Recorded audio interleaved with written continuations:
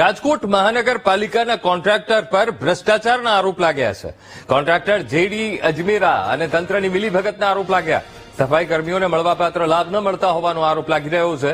કામદારોને લઘુત્તમ વેતન, પીએફ સહિત બોનસ ન ચૂકવાતો હોવાનો પણ આક્ષેપ. તો કોર્પોરેશનને રજૂઆત કરી હોવા છતાં કોન્ટ્રાક્ટર સામે કાર્યવાહી ન થતી હોવાનો પણ આરોપ લાગ્યો. કોન્ટ્રાક્ટરે ભ્રષ્ટાચારને છુપાવવા સફાઈ કામદાર યુનિયનના પ્રમુખને લાંચ આપવાનો પ્રયાસ કર્યો. કોન્ટ્રાક્ટરે 5 લાખ રૂપિયા લઈને લાંચ આપવા વચેટિયાને મોકલ્યો. પારસ મીડિયા કહી રહ્યા છે. સાથે પણ કહ્યું, રૂપિયા આપવા આવેલા જયદીપ આહિરને સફાઈ કર્મચારીઓએ રંગે હાથે પકડી પાડ્યો. તો કોન્ટ્રાક્ટરના કહેવાથી રૂપિયા આપવા આવ્યો હોવાનું એ જયદીપ આહિરે કબૂલાત કરી. સમગ્ર ઘટનાનો વિડીયો સોશિયલ મીડિયા ઉપર પણ વાયરલ થયો છે.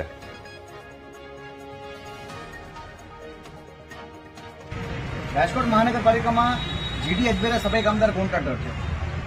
આ સફાઈ કામદાર કોન્ટ્રાક્ટર એના બોર્ડમાં જે સફાઈ કામદારો છે, કોન્ટ્રાક્ટમાં જે કામ કરે છે, એ લોકોએ રાજકોટનું કદાચ મારા ખ્યાલથી સૌથી મોટું ભ્રષ્ટાચાર કર્યું છે.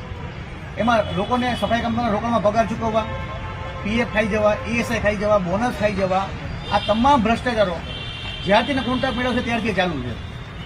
અને આ બાબતે જ્યારે અમારા દ્વારા ભ્રષ્ટાચારો બહાર પાડવામાં આવ્યા ત્યારે જેડી અજમેરાના કોન્ટ્રાક્ટર અને ગૌરવ અજમેરા અને તેના માણસો જે જયદીપભાઈ આહિર કરી છે, એ મને અત્યારે મને ઘૂસ દેવા માટે મારું મોઢું બંધ કરવા 5 લાખ રૂપિયા દેવા આવ્યા. આ જે 5 લાખ રૂપિયા મને દેવાય મારું મોઢું બંધ કરવા માટે, એટલે અમારા દ્વારા સ્ટિંગ ઓપરેશન, આખી ટીમ અમારી, અમે આખી ટીમ છે બધા ભેગા, આખી ટીમે સ્ટિંગ ઓપરેશન કર્યું. અને સ્ટિંગ ઓપરેશનમાં હા તો આ જ ને 5 લાખ રૂપિયા મને દેવા માટે ત્યારે રંગે હાથ પકડ્યો.